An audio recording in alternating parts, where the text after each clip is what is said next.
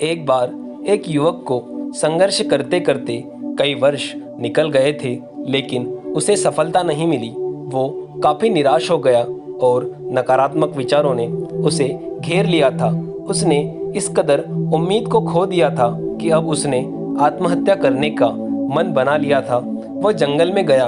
वो आत्महत्या करने जा ही रहा था कि अचानक एक संत ने उसे देख लिया। संत ने उससे कहा, क्या बात है, तुम इस घनघोर जंगल में क्या कर रहे हो? युवक ने जवाब दिया, मैं जीवन से संघर्ष करते करते थक गया हूँ।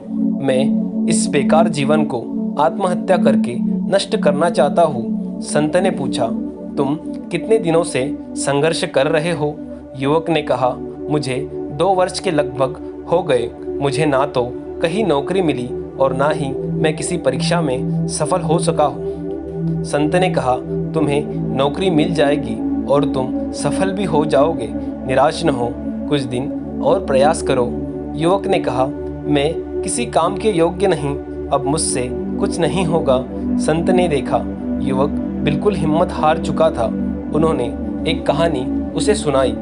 एक बार एक बच्चे ने 2 पौधे लगाए, एक बांस का और दूसरा नीम का। नीम वाले पौधे ने कुछ दिनों में ही पत्तियां निकल आई और नीम का पौधा 1 साल में काफी बढ़ गया, पर बांस के पौधे में 1 साल भर में कुछ नहीं हुआ। लेकिन वो बच्चा निराश नहीं हुआ।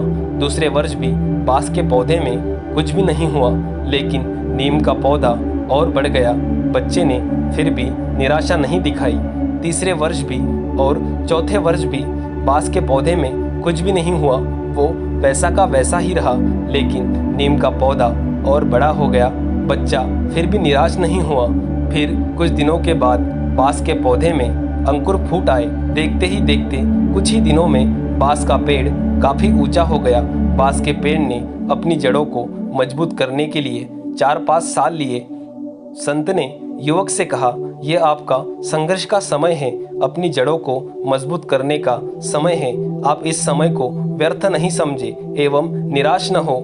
जैसे ही आपकी जड़ें मजबूत परिपक्व हो जाएगी, आपकी सारी समस्याओं का निदान हो जाएगा।